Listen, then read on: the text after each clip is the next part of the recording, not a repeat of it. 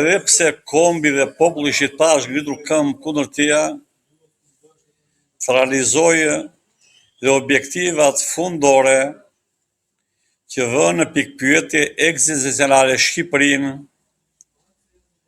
dhe marrëdhëniet e bashkëpunimit të kombit shqiptar. Unë jam diplomat, dhe aq më shumë diplomat ushtarak, dhe njoh mjaft mirë konventat ndërkombëtare se ku ngrihen konsulatat, legatat dhe ambasadat. Ngritja e konsulatës të një shtet ku ka ambasadë, pra Serbia ka ambasadë në Tiranë, dhe Shqipëria është një vend me hapësira shumë të vogla, dhe aq më tepër, në Shkodër nuk ka komunitet serb që është kusht, nuk ka investime të nivelit lartë serb në Kosovë, në Shkodër, ku të mund justifikohet hapja e konsulate me rreth as 50 veta që janë në gjithë qarkun e Shkodrës me origjinë serbe, është e kundërligjshme, anti-shqiptare, antikombëtare. Kolonel, pse ky vendim? Pra pse e ka marrë qeveria shqiptare këtë vendim?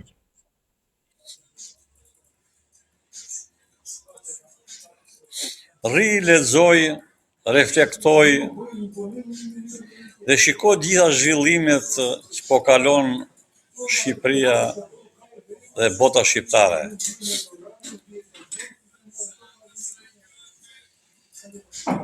Edhe pse jam i kësaj fushe, nuk e mendoja kurrë që një njeri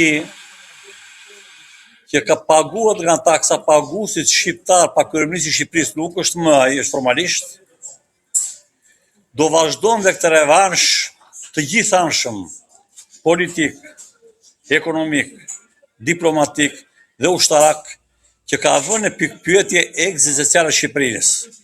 Pra, edhe ky vendim pas një lloj transparence, po e mësojmë këtë vendim neve nga ministri i jashtëm i Serbisë, tregon fshehtësinë e madhe që ai merr vendime të kundërligjshme anti-shqiptare. Sepse unë kam punuar shumë vite jashtë shtetit, 2 sistemet. Ndjek sot të gjithë shtetet kufitar dhe mëteja. Shikoni çdo lloj vendimi dhe çdo ligji që bën ky njeri, i bën fshehurazi. Dhe ato shpërthyen kur mbriti kulmi me Sazanën dhe Zvërnesin dhe janë vazhdimësi e njëra tjetrës.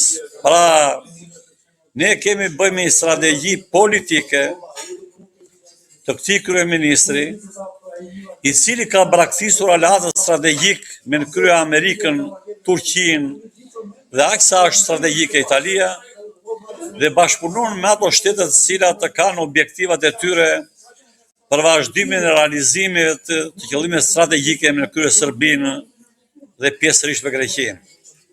Pra, është një vendim i kundërligjshëm, antikushtetues dhe anti-ligjshmërisë ndërkombëtare për hapjen e konsullatave. Gjë e cila është vendosur shumë më shpejt dhe serbët në Kosovë po bënin përgatitje dhe godinës dhe vend ku do vendoseshin për të vendosur dhe për të krijuar agjenturën e tyre efektive, fizike në Kosovë për vazhdimin e politikës së tyre kundër Shqipërisë në ato rajone. Kolonel, vetëm pak ditë më parë, shteti shqiptar vendosi që të blejë $300 milion armatime nga Shtetet Bashkuara të Amerikës dhe u duk si një nxitim i madh për të kaluar marrëveshjen në kuvent. Çfarë fshihet pas kësaj marrëveshje dhe çfarë po bëhet gati të ndodh në rajon? Një njeri që pranon të dalë në televizor do të ketë shumë informacion të saktë. E dyta, të jetë krejtësisht i paanshëm dhe me asnjë lidhje partijake, po tjetë adhetar, intelektual dhe i fushës që diskuton. Pra unë kur dal krejtësisht i pavarur, vetëm objektiv Shqipërinë dhe unë tim. Dhe mi bazën e fakteve të pakontestueshme, bëj vlerësimet e sakta për interesa kombëtare dhe taskujt. Qeveria Rama nuk ishte plotësuar detyrimin me 2% të ardhurat kombëtare për NATO-n në vitin 2025. Kishte plotësuar 1.61. Vetëm 3 shtete nuk e kishin plotësuar që deklaroi sekretari përgjithshëm i NATO-s Rutte: Shqipëria, Çekia dhe Slovenia. Përpara këtij fakti, Edi Rama mori revanshin që përpara se të bëjë samiti i NATO-s Turqi, të bënte rritjen e këtij buxheti dhe një diskutim që kishte gati 2 vjet për një bashkëpunim fushën e mbrojtjes, kërkoi një borxh me 302 milion euro, jo nga ministria, po nga Agjencia e Mbështetjes së Sigurisë me Shtetet e Lehta të Amerikës. Dhe vendimin e qeverisë e marrë në datën 19 dhe ky e zvarriti për ta prur një ditë me urgjencë, duke shkelur vendimin e gjykatës kushtetuese, që thotë nëse kuvendi ka urgjencë, duhet të paktën 1 javë studimi i materialit sekret, konsultimet dhe për 1 javë të votohet në kuvend. Pra, skenaristi Edi Rama na e bie e kërkon brenda ditës. Na e quan tepër sekret. Deputetët nuk i vendosin tavolinë, po e mban sekretari për të krijuar konflikt, siç ndodhi. Dhe joja në emër të Amerikës do t'i hedhë hi popull shqiptar. Edi Rama është pa arsim, pa shkollë, pa kulturë për drejtimin e Shqipërisë. Është një piktor i dështuar i cili nuk është as ekonomist, as financier, as diplomat, as ushtrak madhor, dhe përveç kësaja i influencuar dhe komanduar nga shtetet kundërshtare, po e fut Shqipërinë në krizën më të rëndë historike. Pra, e bëri këtë marrëveshje me shpejtësi më të madhe dhe vajti për të justifikuar në samitin e Ankaras me atletet të bardha që u bë humori podiumit dhe pastaj që vendosën nga rreshti i parë shuan në rreshtin e tretë mbrapa dhe kur shkoi për takim me Erdoganin i thanë o këpucët o s'ke takim. Dhe veshë këpucët zezë se Erdogani se priste bëri takimin. Edi Rama është non grata i pashpallur me shkrim në Bashkimin Evropian, në pjesën demokratike amerikane, në Kosovë po dhe mëtej. Ai ishte kryeminist formal, i cili po e sjell pasoja shumë të rënda Shqipërisë, dhe kur populli dhe komi shqiptar demonstron në Shqipëri asaja, ai ka shkuar siç e pa dërmi dhe me një anijet mafiozëve të bën plazh.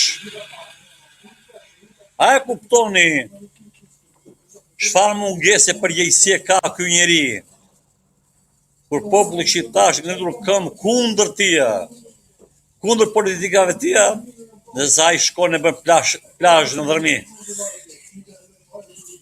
Çfarë të thuash kur ke një njeri i cili nuk mendon as për pensionistët, as për nin, po nuk është kryeministri i Shqipërisë, po kthye një biznesmen i pasurive kombëtare me mafia botërore dhe Shqipërinë, dhe në emër të gjojë investime strategjike e kolonializoi Shqipërinë me Izraelin dhe mafian e tjera, që Parlamenti Evropian bëri 2 raporte ku kritikon ashpër 183 lekë ka dhënur në 43 zona strategjike Edi Rami dhe nuk anullon. Jo vetë që nuk anullon, po vazhdon me shpejtësi dhe në bregdetin e Vlorës i dha Turkut gjoja vizitor strategjik hapësirat të mëdha dhe vazhdon paketën e maleve për ta pushtuar Shqipërinë nga mafia botërore nëpërmjet gjoja investitorëve strategjik ka bërë listën ai se s'ke bërë neve dhe paketës maleve nësa ne si qytetarë të Shqipërisë nuk marrim dot 1 metër. Pra Shqipërinë po afal mafjas dhe Shqipëria u pushtuan kjo mafje. Ka pasur një konflikt në fakt kolonel lidhur me aeroportin e Vlorës mes Beqet Pacollit dhe qeverisë shqiptare. Madje qeveria shqiptare ka nisur edhe procedurën që t'i marrë aeroportin në Beqet Pacolli. Si e shikoni këtë përplasje dhe pse po vjen kjo përplasje? Edi Rama për konflikte personale, kush në përgjigjet fare, mbyll dhe tani si veprojnë me Beqetin me televizorin, dhe në qoftë se dëgjuat lajmet, në qoftë se lexuat pa mbrëm, agjencisë ajrore shqiptare janë bllokuar 110 milion euro. I mori Beqeti. Gjakun ton, jo të Edi Ramës. Dhe tani vazhdon gjyqin të marrë të gjithë dëmshpërblimet për avukatët dhe kon e vonuar pagesës. Pra ven nga 110 janë dhe 30 milion të tjera në 120 milion. Tani, të njëjtën gjë po bën me Beqetin dhe Beqeti deklaron në televizor. Do ta shohën gjykatën ndërkombëtare dhe gjoba është gjysmë miliardi euro. 500 milion euro. E sigurt, do ta fitoj gjyqin, pensionistët të vdesin pa pension në Shqipëri, rinia, largota Shqipëria, mbret Edi Rama me mafia botërore. Ky është objektivitetia. Është strategji e vazhdimit të thellimit të krizës ekonomike financiare për popullin e thjeshtë dhe ndershëm, pasurimi i kësaj garde qeveritare, që nuk është qeveritare, por është kthyer një organizat të krimit të organizuar shtetëror dhe çoi vendin në këtë gjendje. A e dini juve sa është borxhi i jashtëm i Shqipërisë dhe sa janë detyrimet që ka humbur Shqipëria në gjyqin ndërkombëtar? E di shifrat e? Borxhi i jashtëm i Republikës Shqipërisë nga kryeministri jashtu quajtur Edi Rama është 16 miliardë e 400 milion euro dhe çdo shqiptar që ka shqetësi shqiptare brenda dhe jashtë shtetit ka një borxh për 6.600 euro. Ti, babaj, grua, fëmijë, secili ka këtë borxh, djalo. Ndërsa tjetra po shkojnë gati 400 milion që ne do paguajmë gjykata ndërkombëtare nga krimet që bën Edi Rama me institucionet e huaja dhe shqiptarë që humben gjithë gjyqet dhe për vetë ti jeton në qiell me avion, ndërsa pensionistët të fshat me 100 euro për luftë buk, pensionistët qytet me 200 euro luftë për djetuar. 780 pensionistë, ndërsa me genocidin ekonomik që bëri, duke lënë rinin pa punë dhe paguar për ditë hallit, 2.100.000 shqiptar lana dheun dhe shtresa e varfër dhe mesme në Shqipëri bënu thërbuk, dhe sa rinia braktisi prindrit e tyre duke lëndur pa fëmijë. Kush e ka bërë këtë tradhtim shumë se kaq? Sepse, po t'ishe i ndershëm, do shikonte këtë popull e ngritur këmbë, do jetë dorëheqjen. Dhanë 7 kryeministra anglezë në 10 vjet dorëheqjen për debate dhe mendime të kundërta, dhe jo për krim dhe vjedhje galopante. Ndërsa ky zotëri ka pushtuar Shqipërinë dhe 14 vjet dhe do të vazhdojë akoma tej. Kur kancelara gjermane në vitin e 9 ja bëri me dorë popullit të saja, miru pafshim popullim, duke rritur me qenë në mëdhje zakonshme, po çdo njeri ka një fund, aq mund të vazhdonte, ndërsa ky do të jetë i përjetshëm dhe përjetësinë e tij tani e ktheu të pasurohet me bandën e tia në mënyrë të zakonshme, popull që largohet nga Shqipëria, të vinë vietnamez, parasenez, aziatik afrikan, të ndryshojnë dhe gjyra dhe gjua e Shqipërisë, dhe ky është fundi tragjik i këtij vendi. Pra, konsulata po hap në Shkodër. në Shkodër është vazhdimi i kësaj strategjie, i realizimit të dy strategjie që Shqipëria të vazhdoj shpërbërjen dhe shkatrimin e saj dhe të huaj të komandojnë këtë pjesë ka ngelur. Kolonel, Tani, nuk është e lehtë, e thash e kanalit tjetër, që një kuadër këtij niveli që kam qenë unë të shpreh këto mendime. Unë nuk jam njeri i cili vjen nga rruga dhe me pasione, jo. Unë jam një kuadër dhe biri këtij vendi që më ka arsimuar adheu im brenda dhe jashtë shtetit 16 shkollë.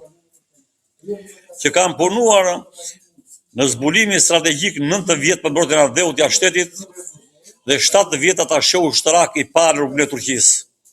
Që kam botuar 9 libra shumë të thella. 9 libra që janë rresht nga e para dhe në fund trajtojnë vetëm problemet e sigurisë, mbrojtjes dhe diplomacisë shqiptare që ndërtoi Golli, i quhen dhe libra tepër të veçanta kush i gjallë. Pra janë këto vlera arsimore, kulturore dhe me gjitha adetare që unë flas me dhimbje dhe shpreh këtë fund të adheutim. Pra, është fatkeqësi e madhe kur njerëz të tillë papërgjegjshëm dhe kthehen në këtë armiqësi adetare, anti-shqiptare, anti-njerëzore të Shqipërisë, që jo vetëm paguan me taksat tona, po shkatruan gjithë pasurinë kombëtare, nën toksore dhe mitoksore. Sa lek merrni juve dhe populli i dashur nga karburantet, naftrat nën toksore në firmat e tjera? Sa lek marrën qytetarë shqiptarë nga minirat veri? Asnjë lek. 28 vjet u kanë dhënë firma mafioze të botës, Berisha Rama Berisha, dhe neve nuk marrëm as i cent. Ashtu siç ka bërë marrëveshje me Sazanin, që as e ka dhënë me qira, as e ka shitur, po e ka falur, dhe ne si popull nuk marrim as një lloj leku. Ka më skandal. Unë ndjek si japën Greqia ishte tyre me qira. Jo dhe sa qira mujore vitore marrën. Ashtu si zoti Rama që e mba ju e fshet marrëveshje me Amerikën, 302 milion euro. Sa është përqindja vjetore e fitimit që do marrë Amerika me ne? 2%, 5%, 10%, ku e ka? Pra është 302 milion euro, po marrëveshja është 12 vjeçare. Mbi 302 milion euro, sa do rritet përqindja fitimit që do paguaj populli shqiptar? E ma sekret. Pse e ma sekret? Se është anti-shqiptar. Po i pi gjakun këtij populli. Ai nuk ka asnjë transparencë të detyrueshme që detyron kushtetuta dhe ka paralizuar shtetin demokratik dhe ligjor, sepse nuk funksionon shteti demokratik ku vendin që duhet të kënë llogari ka kthyer varësit të tia, gjykata kushtetuese flëgjum, spaku në doll jashtë loje dhe presidenti është kthyer në hotelin e tij. Pra shteti shqiptar është rrënuar, një njeri ka marrë yryshin e papërmbajtshëm, por që një ditë do jap llogari shumë rëndë për vazhdimin e kësaj strategjie shkatrimtare dhe shpërbërje të Shqipërisë. Kolonel, duhet pyes lidhur edhe me Ermal Beqirin, i cili u kap duke fluturuar sipër centralit bërthamor në Francë. Ishte një rastësi që ai ndodhej aty apo kishte ndonjë mision? A e pat kështjellën e tij private në Francë? E pat? Pa. Kjo kështjellë, a kupton ti sa miliona, miliarda euro bët blerë të Francë? Po në bankë që blokuan 2 miliard euro, ku jeti? Me kështë e lidhura i qatë detyra shka patur dhe çlidhe ka pat me Ramën? Pse s'bësht ti dhe unë që unë kam qenë ala me diplomati dhe eci në këmë në autobus dhe s'ka pranur kafe? Kjo nuk është qeveri i dashur gazetar. Prandaja, po të shikoni me vëmendje kanale televizive kryesore ditë e fundit në Anglia, në Amerikë, në Itali, në Greqi, dhe kudo tjetër thonë është një mafje që ka pushtuar shteti shqiptar. Pra, kjo në emër të qeverisë është kthyer organizata e krimit më të organizuar, vjedhëse me objektiv të pasurohet në maksimum me pasurinë dhe gjakun e popullit shqiptar dhe të ngjelet mbretëri e përjetshme e popullit shqiptar. Ky është objektivi. Kryeministri i Shqipërisë u vërtetua që nuk ishte kryeminist, po ishte krye biznesmeni i Shqipërisë për faljen dhe shitjen e pasurisë kombëtare për të pasuruar me këtë bandë që rrethon me ballukun që po vërtetohen për ditë dramat e mëdha të vjetës komunizmit. Ne kaq dim, po sa gjëra të tjera të mshefura, që është e tmerrshme që ky vend kaq i pasur, e cila në raport me sipërfaqen që ka dhe popullsinë dhe pasuritë kombëtare do ishte sot Zvicër dhe është populli, jo e dirama me qeverinë, më i varfër në rajon dhe në Europë dhe të ardhur mesatare të popullsisë thjesht barazohen me Afrikën e Veriut, jo të Jugut, dhe Shqipëria po pushtohet nga afrikanët, nga vietnamezët, të cilët po vinë kanë pushtuar kafenet e gjitha që japin so buk, ndërsa pasuritë kombëtare dhe pasuritë strategjike po i pushton Izraeli, gjoja në emër të investimit strategjik.